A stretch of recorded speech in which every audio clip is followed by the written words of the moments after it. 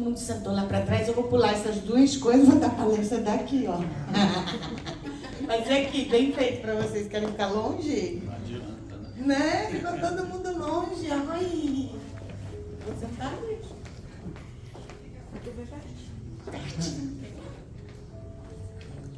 Que a paz do Pai esteja conosco hoje e sempre. Graças a Deus.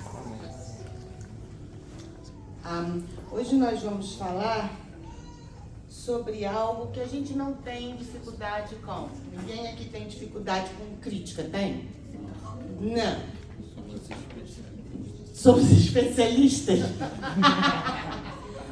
A gente quase não critica o outro, né? E a gente quase não se critica, né?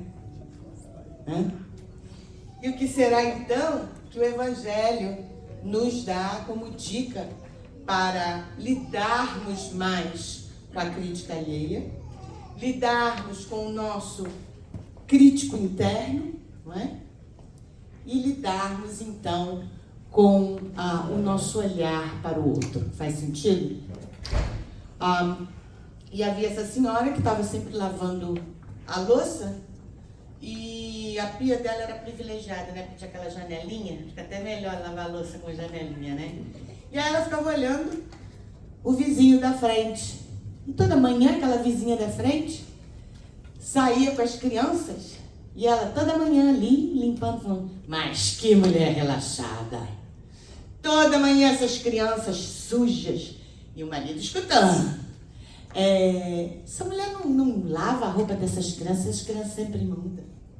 Dia seguinte a mesma coisa, ela está ali lavando a louça, sai a família para ir para a escola e ela com seu comentário, não é?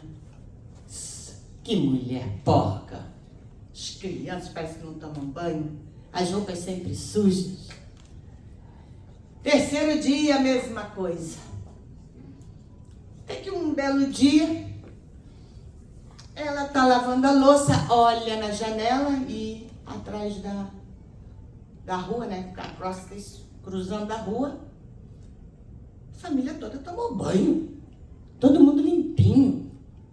Ela olhou e falou, amor, olha o milagre! Tomaram banho, lavou a roupa das crianças. E o marido respondeu, não, filha, fui eu que lavei a nossa janela.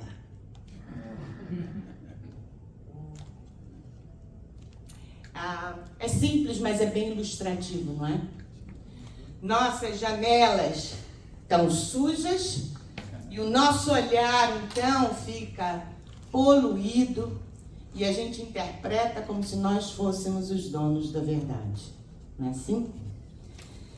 Quando a gente anda no sapato do outro, aí pode ser que a gente tenha uma oportunidade de entender por que o outro está na situação que está, não é?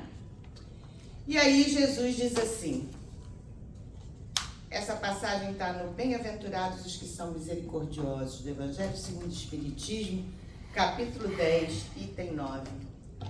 O argueiro e a trave no olho. Como é que vedes um argueiro no olho do vosso irmão, quando não vedes uma trave no vosso olho? Tradução. Qual é a tradução disso? Você vê o cisco no olho do seu irmão e não vê aquela trave no seu próprio olho. O que isso quer dizer? É mais fácil para a gente ver o defeito alheio do que o nosso próprio? O que vocês acham? Por quê? Porque não dói? Porque não dói, né? Porque não dói, né? Não dói na gente, dói no outro, né? Por quê? Porque é mais fácil para nós projetarmos no outro nossos próprios shortcomings, desencontros, né? Do que olharmos para dentro. Porque não estamos disciplinados, não estamos acostumados a fazer o estudo que a doutrina espírita nos convida, que é o do autoestudo, não é? Enquanto eu estou tomando conta da vida do outro, julgando o outro, eu não estou olhando de quem? A minha, não é? Mas é mais gostosinho, né? Olhar o outro. Ah, só eu, né, engraçadinhos? Como é que vedes um argueiro no olho do vosso irmão, quando não vedes uma trave no vosso olho? Ou como é que dizeis ao vosso irmão, deixai-me tirar um argueiro, um cisquinho do teu olho, vós que tendes no vosso uma trave? Não é tão comum? Aí o nosso ego é tão espertinho que ainda fala assim, tô ajudando o outro a crescer, né? Tô ajudando o outro a se espiritualizar. Deixa que eu tiro o seu cisco. Negócio não, neguinho. Deve estar preocupado com o cisco no olho do outro. Não é assim? Ah, porque a gente é bom, né? A gente é bom, a gente quer ajudar o outro a crescer, né? Hipócritas. Tirai primeiro a trave do vosso olho, e depois então, vede como podereis tirar o argueiro do olho do vosso irmão. Algum comentário? Nossa, ninguém gostou do assunto, né? Chato esse assunto, né? Vamos mudar de assunto? O desmascaramento é difícil. É, né? A crítica, ela nos convida a olharmos situações, né? Isso quer dizer o quê? Que a gente não vai usar nosso julgamento para nada. Como a gente passa pela vida sem criticar? Qual é a diferença? Nós julgamos o quê? Situações, não é? Nós precisamos usar nosso senso crítico? Claro que sim. Para quê? Para o outro não fazer ou para eu não fazer? Para eu não fazer. Então eu julgo algo, não é? Não julgo a pessoa. Para ensinar para o outro, não. Para nós aprendermos. Então, roubar pode? Não. Em princípio, não, né? Então, eu não vou roubar, porque meu julgamento, com tudo que eu sei, eu entendo que eu não posso tirar do outro algo que não me pertence. Então, eu decido, na minha vida e no meu código moral e ético, que eu não vou roubar. Certo? Estamos usando o julgamento, o senso crítico. E se meu filho estiver morrendo de fome? Posso roubar um pão? Sim ou não?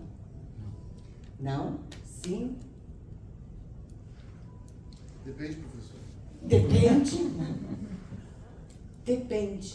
Depende para nós, mas se nós vemos alguém roubando sem saber se é para alimentar um filho, o que a gente vai fazer? Julgar. Não pode. Exato. Mas se é comigo, depende. Exato. Não é? Então, realmente depende. Porque como eu vou saber se eu não estou naquela situação, se eu não tenho um histórico, não é? E como eu agiria naquela situação? Tem outros recursos? A pessoa tem recurso de pensar em outros recursos? Não é? Então, a gente não deve julgar o ofensor. Nós julgamos as situações de vida para nosso driblamento na vida, não é? O que eu vou atuar? A gente vai fazer o melhor que a gente pode, o melhor que a gente dá conta. E com isso, vamos estabelecendo um código de ética, um código moral para nós mesmos, que possamos conviver tranquilamente com a nossa própria consciência. Porque quem julga? Fala a nossa própria consciência. Nossa própria consciência. Yay! Questão 621 do Livro dos Espíritos. Posso fazer uma observação? Claro que eu sim. não quero justificar, mas eu acho que quando você falou sobre o código de ética, eu acho que culturalmente nós vemos de um mau hábito de não fazer esse exame ético, né?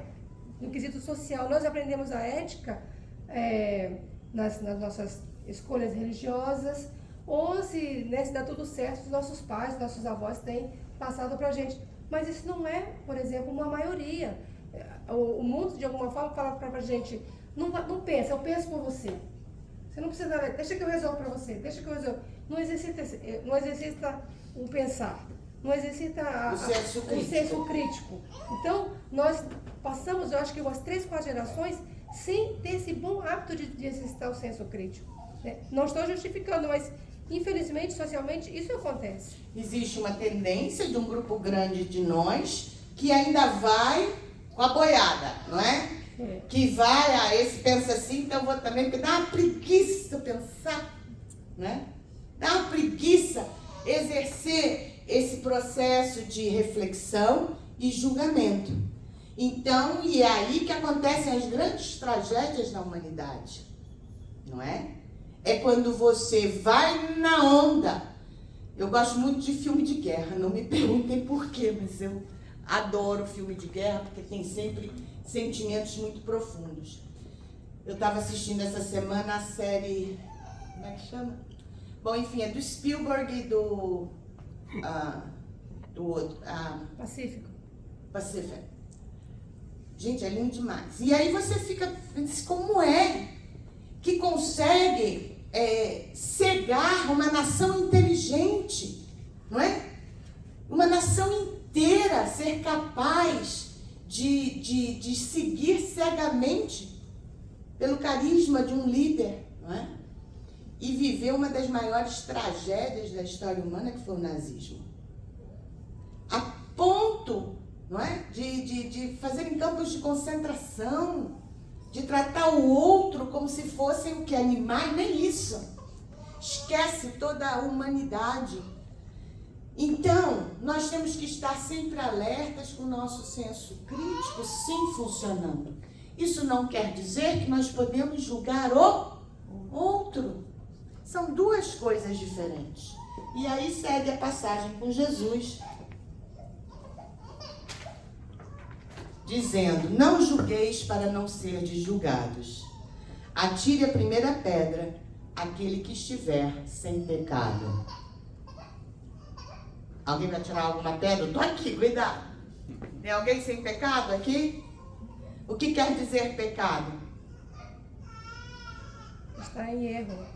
Estar em erro. Pecar quer dizer errar o alvo. Então, sabe aquela coisa de tiro ao alvo? É um termo da artilharia, não é? Então, quando eu erro o bullseye, aquele olhinho vermelho, como é que chama isso em português? O bullseye. Alvo. É o quê? Alvo. O alvo, pois é. Quando eu erro o alvo, eu estou pecando. Isso que quer dizer pecar. Historicamente, criou uma coisa, né, de pecadores. Somos todos pecadores, todos nós erramos ou não? Como a gente vai conseguir acertar se não for muitas vezes por tentativa e erro? Impossível. Então, errar o alvo, deixa eu dar. Errar o alvo é pecar, não é? Então, atire a primeira pedra aquele que não erra. Tem alguém? Só eu que não erro? Espetáculo? Todos nós erramos. Sim? Não julgueis a fim de não serdes julgados, porquanto sereis julgados conforme houverdes julgados os outros. Empregar-se-á convosco a mesma medida de que vos tenhais servido para com os outros. O que quer dizer isso? Então, eu vou ser julgado com a mesma medida com que eu julgo? Por quê? Por que, Reinaldo? Por que eu vou ser julgado com a mesma medida com que eu julgo? Por que Jesus diz isso? A gente já falou aqui. O julgamento vem de fora para dentro? Diz que não. Quem julga? Nós mesmos. Se eu julgo o outro com inflexibilidade, como eu vou julgar a mim mesmo? Com a mesma inflexibilidade, com a mesma rigidez. Não? Então, quando eu costumeiramente olho para o outro e aponto o dedo para o outro, 3 dos dedos estão apontando para quem? Para mim. para mim. Quando eu julgo o outro, eu não estou ocupando a minha mente de fazer uma autoanálise, um autojulgamento, uma autocrítica, por que não? Não é? Sem o chicote, pelo amor de Deus. E aí a gente não cresce. Enquanto o meu olhar está no outro, não é? O olhar está no outro por duas razões. Ou porque eu não quero olhar para mim mesmo, ou porque eu estou com inveja. As duas são péssimas. Sim ou não? Horríveis. Horríveis! Douglas falou do fundo! Não é? Saiu do fundo. Horríveis. Horríveis. Por quê? Porque a gente olha para o outro para, ai que legal, vou fazer também. Você vê um exemplo de uma pessoa, estuda pra caramba, sabe muito, uau, que legal, eu vou estudar também. Isso é positivo, não é? Aí é admiração. Uau, existe essa possibilidade, se eu estudar eu vou saber muito. Que bacana, vou fazer igual o Júlia. Vou estudar também. Isso é inveja? Isso é julgamento? Não. Isso é crítica? Também não. Isso é uma autodisciplina de falar aquilo que eu acho bacana, eu quero seguir como exemplo. Senão a gente não tentaria seguir o exemplo de Jesus, né? Fala o que você ia falar. Não, eu ia falar, o oposto seria ser uma pessoa que estuda pra caramba, mas daí ela acaba colando. E daí você acaba seguindo um mau exemplo e daí eventualmente você cai. Porque você não aprendeu a sua lição. Porque você quer colar. Colou não é bom. Né? Não, exatamente. Você tentou um shortcut, né? Colar não é bom. Não é? E quem que fez foi o outro? Você mesmo. Não tem como ser o que o outro é. Nós temos que descobrir a nossa própria luz. Todos nós a temos. Temos que brilhar nossa própria luz. Não? Sim. Então, nós vamos ser julgados com a mesma medida com a qual julgamos o outro, porque é a nossa própria consciência que julga. Se eu sou rígido com o outro, é porque eu sou muito rígido comigo. E é tão rígido e dói tanto que eu prefiro falar do outro do que olhar para mim. Porque dói, né?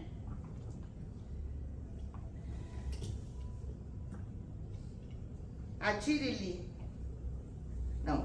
Aquele dentro de vós que estiver sem pecado, atire a primeira pedra. Em seguida, abaixando-se de novo, continuou a escrever no chão. Isso é quando Jesus, então, né? Mestre, essa mulher é o caso da mulher adúltera, né? Mestre, essa mulher acaba de ser surpreendida em adultério. Ora, Moisés, pela lei, ordena que se lapidem as adúlteras. Qual sobre isso a tua opinião? Diziam isso para o tentarem e terem de que o acusar. Jesus, porém, abaixando-se, entrou a escrever na terra com o dedo. Como continuassem a interrogá-lo, ele se levantou e disse: aquele dentro de vós que estiver sem pecado, atire a primeira pedra. E continuou a escrever no chão. Eu tenho uma curiosidade de saber o que ele escrevia nesse chão. Então, todos foram se retirando e Jesus perguntou à mulher: onde estão os que te acusavam? Ninguém te condenou? Ela respondeu: não, Senhor. Disse-lhe Jesus: também eu não te condenarei. Vai-te e de futuro não tornes a pecar. Eu erro para aprender. Então, se eu errei, aprendi. Eu simplesmente não volto a... Já valeu o erro? Já valeu, aprendi. Bacana. Não é? Preciso ficar me chicoteando? Meu Deus, eu sou péssimo? Não. Mas preciso o quê? Agir de forma melhor, moving forward. Faz sentido? Muito bem. Então, aquele que está sempre criticando o outro está perdendo um tempo tremendo de se olhar. Sim ou não? Sim. E aí tem uma outra passagem interessante. Vamos ver o que vocês acham. Isso está em Lucas, capítulo 10, versículos 36 a 42. Na casa de Marta e de Maria. Caminhando Jesus, deixa eu virar assim, pronto, viu melhor. E os seus discípulos chegaram a um povoado, onde certa mulher chamada Marta o recebeu em sua casa. Maria, sua irmã, ficou sentada aos pés do Senhor, ouvindo a sua palavra. Marta, porém, estava ocupada com muito serviço. E, aproximando-se dele, perguntou: Senhor, não te importas que minha irmã tenha me deixado sozinha com o serviço? Dize-lhe que me ajude. Respondeu o Senhor: Marta, Marta, você está preocupada e inquieta com muitas coisas. Todavia, apenas uma é necessária. Maria escolheu a boa parte, e esta não lhe será tirada. Quem de nós é Marta? Quem de nós é Maria? Quem de nós às vezes é Marta, às vezes é Maria? Não é? Agora imagina o mico, gente. Jesus está passando, entra na tua casa e você decide continuar varrendo.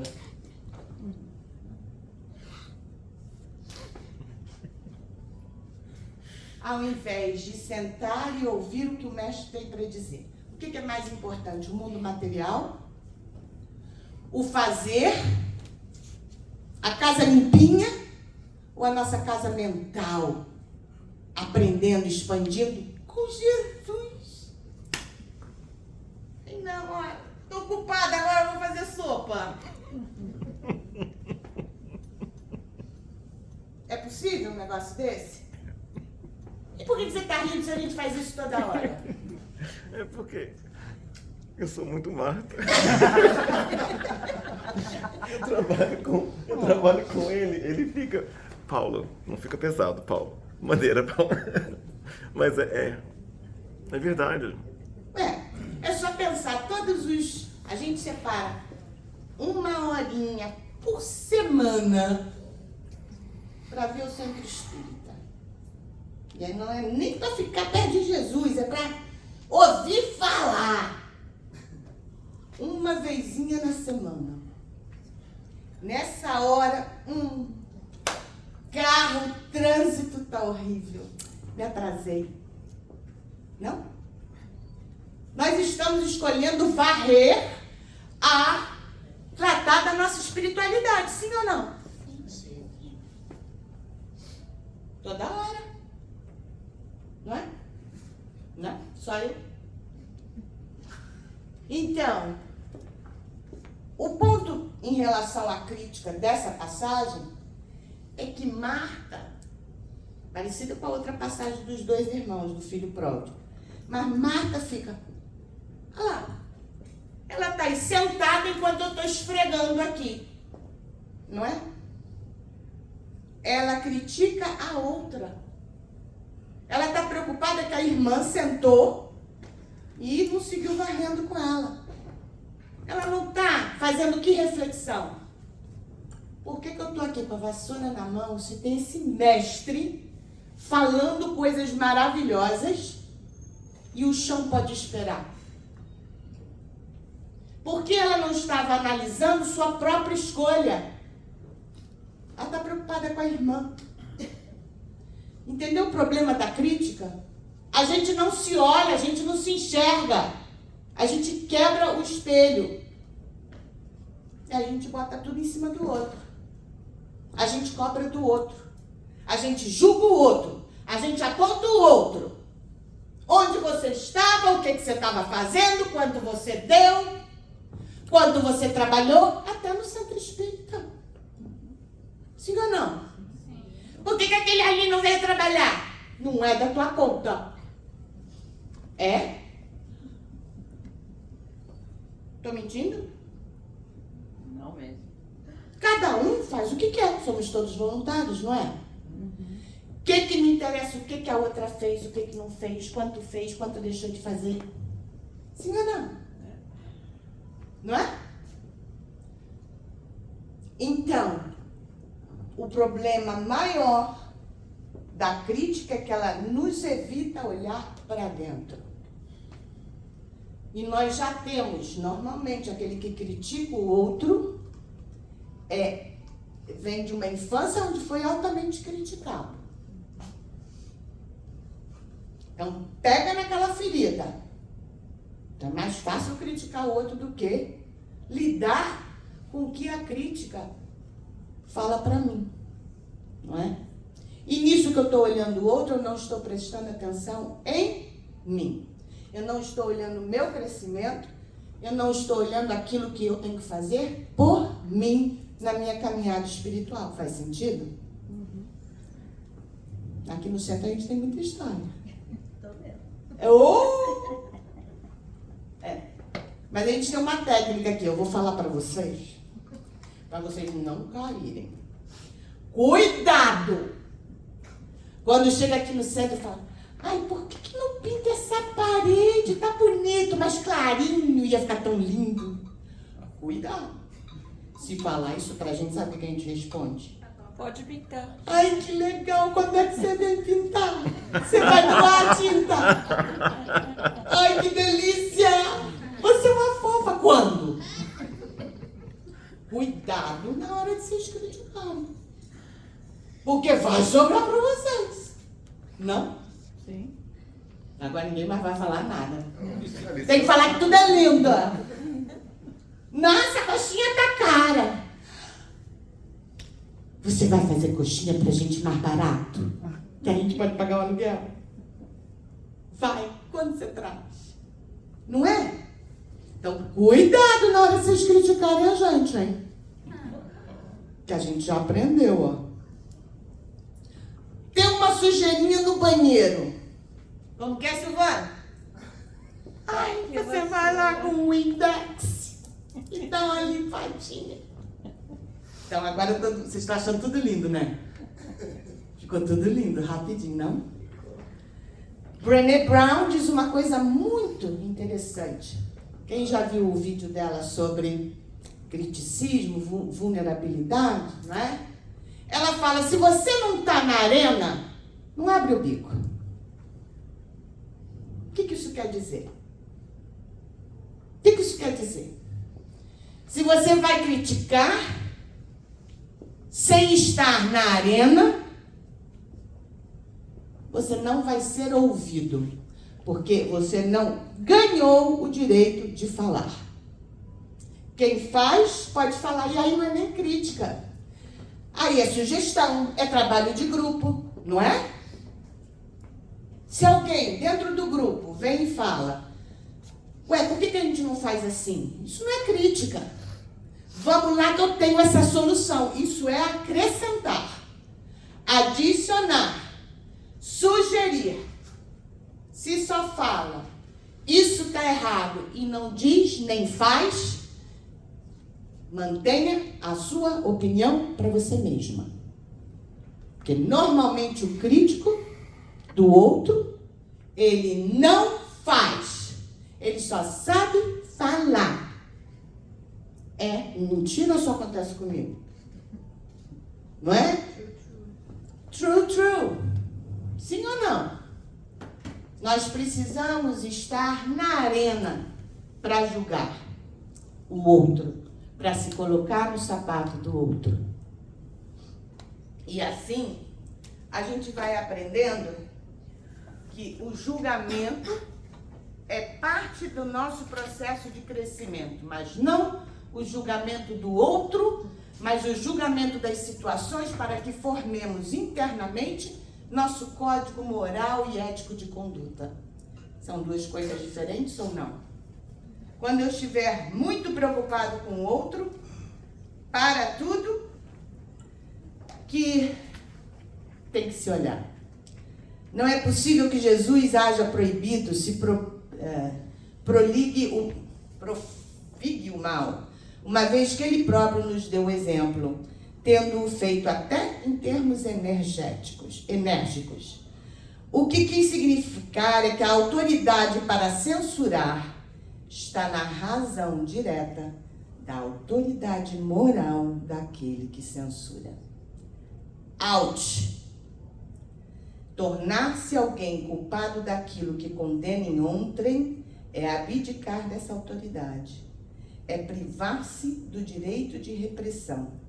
A consciência íntima, ademais, nega respeito e submissão voluntária àquele que, investido de um poder qualquer, viola as leis e os princípios de cuja aplicação lhe cabe o encargo.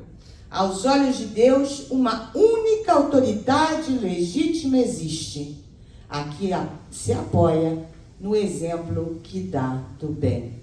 É o que igualmente ressalta das palavras de Jesus. Que tapão, né? A autoridade para censurar está na razão direta da autoridade moral daquele que censura. Se você não está na arena, faz sentido? E com isso nós vamos ficando mais flexíveis com o outro, e a boa coisa é que nós começamos a ser mais compreensivos com nós mesmos. Nós conseguimos calar um pouco o nosso crítico interno, que nos berra, que nos condena, que nos açoita, não é? Então nós podemos ser capazes de sermos mais compassivos conosco, amorosos conosco. Nesse processo de como eu trato o outro é como eu me trato, como eu vejo o outro é como eu me vejo, nós vamos aprendendo essa flexibilidade interna, não é? Esse não julgamento, e vamos sendo cada vez mais tolerantes, aceitando o outro. Não quer dizer, né? Dá na cara, não é isso. Tá rindo? É, o professor fala umas coisas que fazem sentido ao mesmo tempo, é engraçado. Ué, mas não foi o que eu falei, não, foi Jesus. Não é? Quando ele falou dá outra face, o que ele quis dizer? Não paga com ódio o ódio, pague com amor. Mas não quer dizer literalmente vai bater na minha cara, porque ninguém é masoquista. Não é? A gente tem que ter amor próprio. Não é? Então, nesse desenvolvimento das nossas capacidades e não julgar o outro, nós começamos a adquirir uma flexibilidade maior, um olhar mais compassivo conosco mesmo, para as nossas dificuldades, para as nossas negatividades, para aquilo que temos que aprender. E com isso vamos caminhando cada vez mais para o bem. É aquilo que ontem foi falado, auto-obsessão. Autoobsessão. Como nós nos martirizamos, como nós nos julgamos, como nós nos culpamos, como nós. E é auto-obsessão. É sim. É a ideia fixa em nos condenar. Porque condenando o outro, eu estou me condenando. Não é? É isso mesmo. Chama-se auto-obsessão. A ideia fixa de estar sempre buscando no outro, olhando para o outro, apontando para o outro. Não é? Exato. Muitas vezes é projeção. Não é? Muitas vezes eu vejo no outro aquilo que eu tenho e não quero lidar. Muitas vezes é projeção. Tá rindo, né? É engraçado não. Muito bem. E quando nos expomos, somos mais vulneráveis, né? O palestrante quer criticar, a pessoa que quer ajudar, por que faz dessa forma, né? E então uma reflexão para a gente olhar para dentro da gente mesmo e ver as oportunidades que temos aqui. Porque não vai aqui nenhuma crítica, mas você vê que 80% da nossa comunidade não aproveita essa oportunidade. Então ficam 80% das pessoas que vão no centro e não estudam, não praticam a caridade, então assiste a palestra, passe água fluidificada antes, né? E eu acho que é uma grande reflexão nesse sentido, e que vocês mais jovens não tenham medo de vir aqui para falar, de dizer a sua opinião, porque vai ser criticada. Que ela vai ser bem-vinda. Sempre vai somar. Para quem não conhece, esse é o Roosevelt. O Roosevelt faz parte da comunidade brasileira. Há anos, eu pelo menos estou em Orlando há 20 anos, eu o conheço, trabalhando incessantemente no bem. Incessantemente no bem. E aposto que você recebe críticas. Aposto, porque quanto mais a sua luz brilhar, mais críticas você vai receber. Não é? Que a luz ofusca. A luz ofusca, a gente fica olhando a nossa mediocridade e quando alguém é capaz de trabalhar no bem por tantos anos, incessantemente, ajudando ao outro, como é que você justifica a sua inabilidade? Então é melhor apagar a luz dele do que falar, eu realmente acho saco. Né? Eu podia estar fazendo isso, podia estar fazendo um pouquinho mais, mas não, aí ele está fazendo 20 anos, que saco, que péssimo exemplo, não é? Agora eu tenho que olhar para mim. Não é isso? Mas você persiste. Por isso que cada vez você expande mais sua luz. E nós só podemos, enquanto parte da comunidade brasileira, te dizer muito obrigada. E que você siga com essa força e com essa luz de trabalhar no bem. No bem. Quem puder trazer 1 quilo de alimento perecível, não perecível, né? Nós vamos estar coletando para as non-profits que o Roosevelt trabalha. Então, todos aqueles que possam trazer 1 quilo de qualquer coisa não perecível para a organização do Roosevelt. Além do trabalho do transplante de medula óssea. Eu nem vou falar que eu já passei da idade que agora não serve mais minha medula, porque depois dos 18 anos não serve mais, né? Não, é 30, né? Ah, é 30, é 30. 40. Ah, é 40. Agora chega. Agora tá bom já. Então é isso, gente. Vamos brilhar nossa luz, vamos fazer o nosso melhor, vamos olhar para dentro, vamos nos olhar no espelho, vamos seguir bons exemplos. Isso é bacana, isso é bom, eu quero também para mim, eu vou fazer, eu posso, eu consigo. Ao invés de apontar o olho, o outro só vê o crítico, o negativo, aquilo que está errado e não tudo que está certo. Não tudo que está bacana, não tudo que está bonito, não é? E assim a gente vai construindo um mundo melhor. Pode ser? Então agora eu vou convidar quem vai fazer a vibração. Eu posso fazer uma observação? Pode. Para terminar, né? Algum de vocês já conhece o nosso trabalho. A gente tem um desafio muito grande, não só de ajudar as pessoas, mas tocar o coração das pessoas para que elas ajudem. Muitas pessoas estão endurecidas.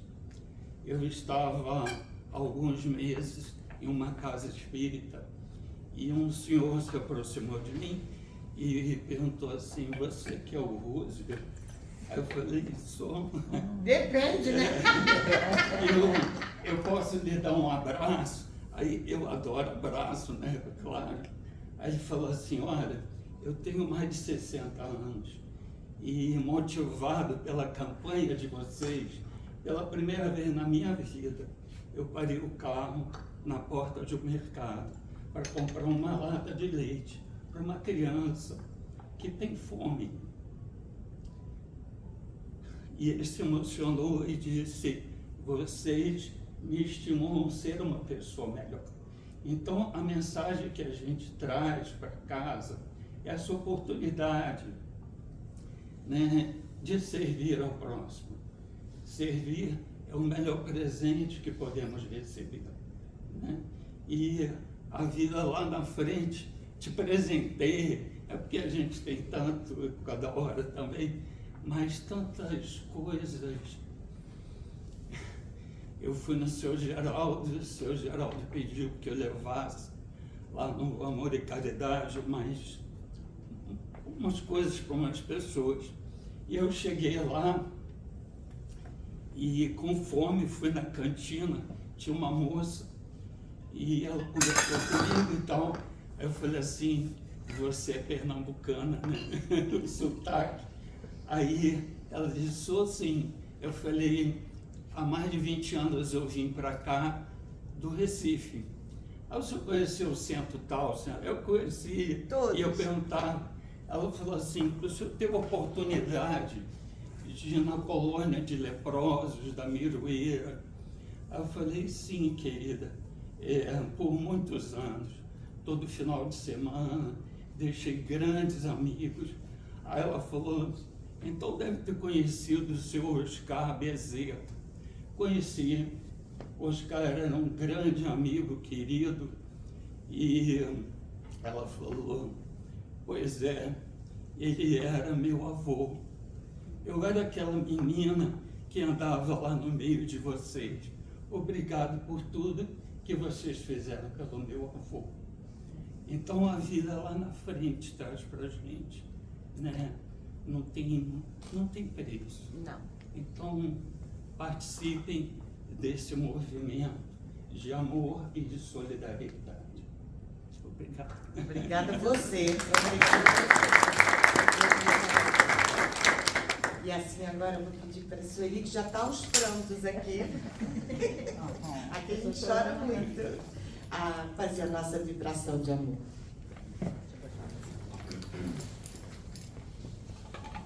Queria agradecer novamente ao Roosevelt pelas lindas palavras e pelo seu lindo trabalho, que eu também já conheço de muitos centros. Parabéns. Agradecer a Simone pela palestra tão própria para todos nós.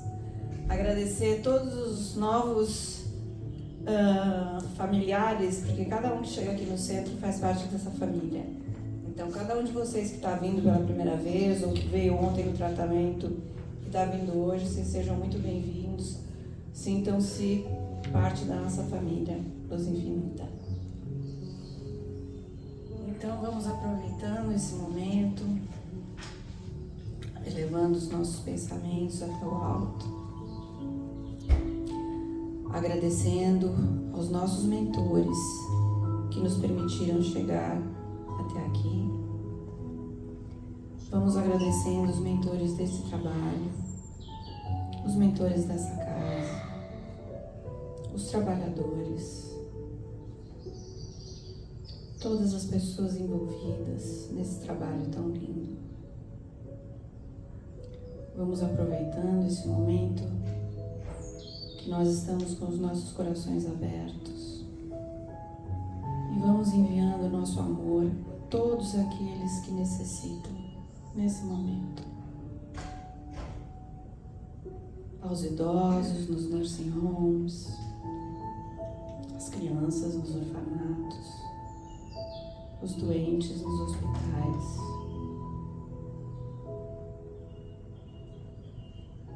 as pessoas que ainda têm o vício da bebida ou de outras drogas, que elas possam encontrar o caminho. Vamos pedindo por todos aqueles nossos familiares que já se encontram no plano espiritual, que eles recebam uma braçada de flores com todo o nosso amor. Vamos pedindo também por todas as crianças que estão reencarnando nesse momento, principalmente aquelas que vêm com uma missão. Vamos pedindo, Pai, por todos aqueles que regressam agora para o mundo espiritual, que eles possam ser envolvidos em muita paz, muito amor, muita tranquilidade. Esse mesmo sentimento de amor, vamos envolvendo todo o nosso planeta, nosso querido e amado Brasil, esse país que nos recebe de braços abertos. Vamos pedindo por todos os animais, pela natureza, pelos oceanos. E vamos pedindo por nós mesmos, que a cada dia a gente consiga melhorar um pouquinho, aprender, ajudar o nosso irmão que precisa, que tem uma necessidade,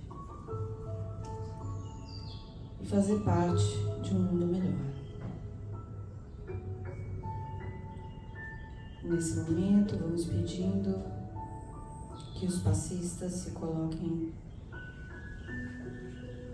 em posição para recebimento dos passos. Licença.